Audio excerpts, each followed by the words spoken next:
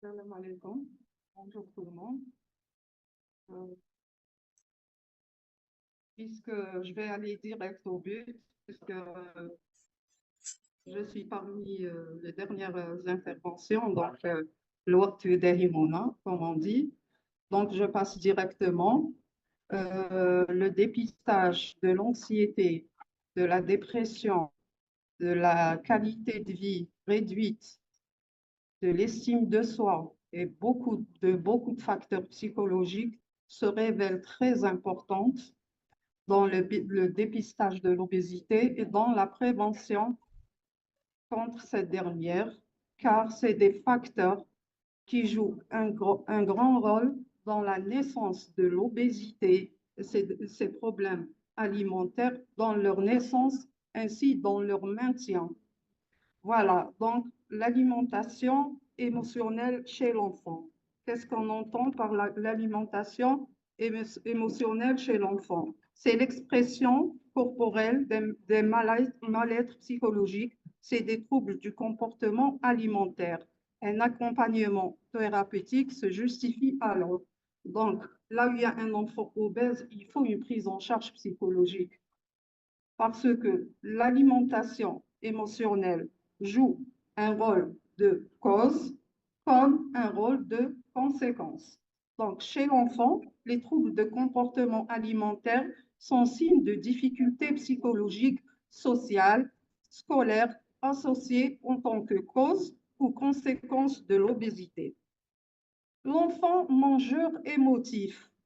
L'enfant mange ses émotions, c'est-à-dire quand l'enfant connaît une relation perturbée avec la nourriture et a des problèmes d'ordre psychologique, alors il se réfugie dans la nourriture pour se réconforter ou se consoler. À long terme, ce comportement peut se transformer en trouble alimentaire et causer l'obésité. L'alimentation émotionnelle comme cause de l'obésité. Donc, un enfant qui n'est pas obèse les premières années de sa vie, après, on remarque qu'il est en train de prendre du poids.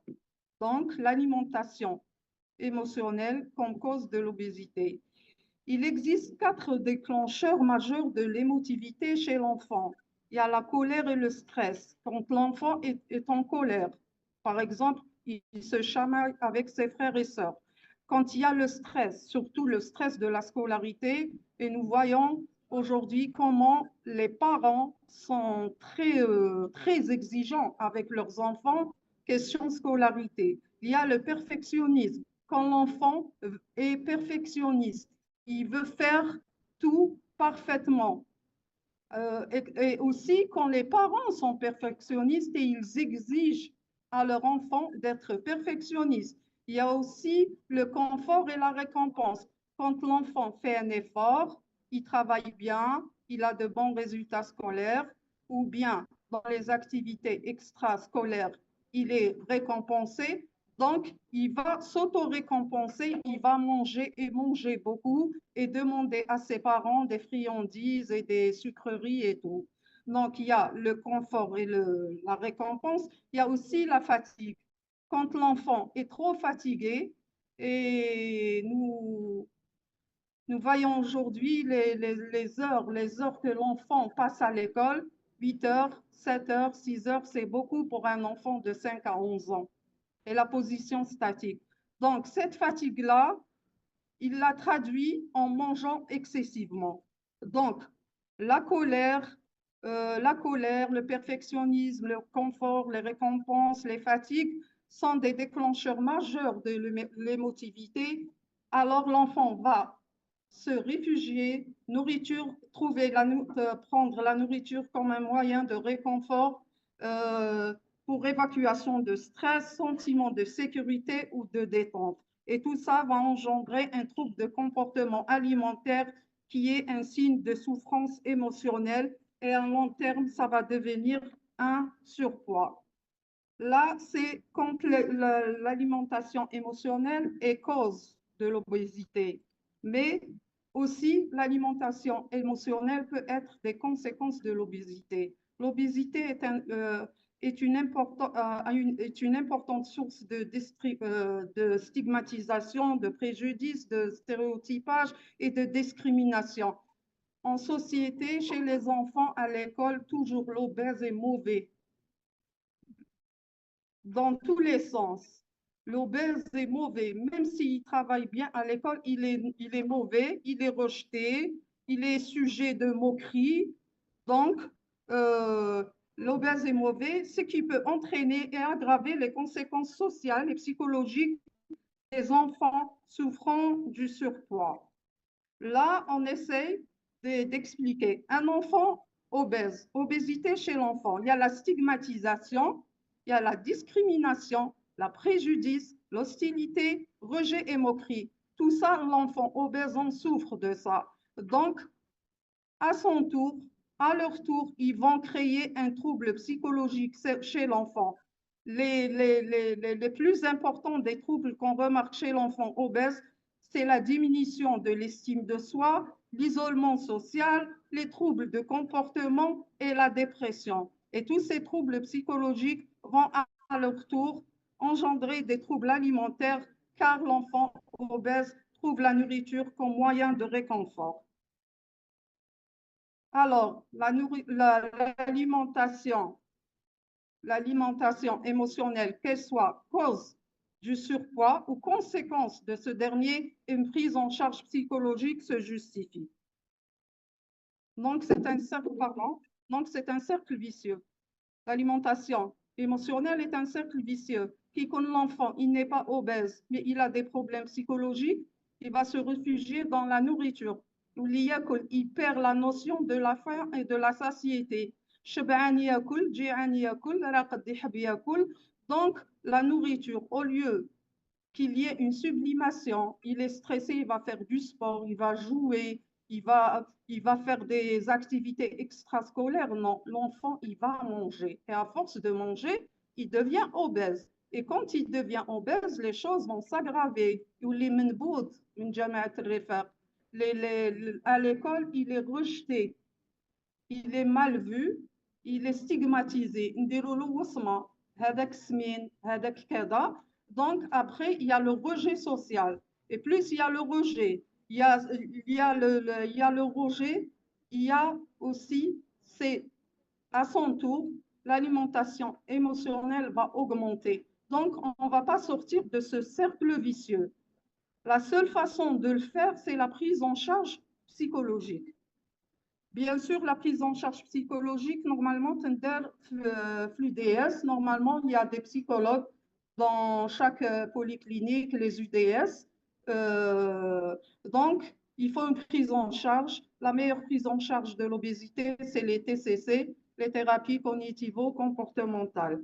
La prise en charge psychologique, le premier but de la prise en charge, les étapes de la prise en charge, c'est le soulagement et l'analyse des souffrances émotionnelles par différentes techniques et instruments, tests d'évaluation. Le deuxième but de la psychothérapie, c'est la correction du cognitif et de l'émotionnel, réduction des symptômes pathologiques, la réduction du stress, des symptômes de dépression par exemple. Le troisième but, c'est la modification des habitudes alimentaires avec la coopération des parents et toute la famille. C'est la systémie. Quand l'enfant il est déjà soulagé de ses souffrances, on invite toute la famille, le papa, la maman et les frères et sœurs à coopérer dans la psychothérapie pour aider cet enfant à dépasser ce stade. Après, comme quatrième but, quand l'enfant modifie ses habitudes alimentaires, il déstresse, donc on arrivera à le faire maigrir sainement avec la collaboration du corps médical, nutritionniste, médecin généraliste. Donc, dans cette quatrième étape, on fait appel aux professionnels de la médecine, aux nutritionnistes, aux médecins généralistes. Donc, le psychologue, le psychothérapeute va travailler avec le médecin. D'accord? Donc, la cinquième étape, c'est la réintégration de l'enfant dans la vie psychosociale.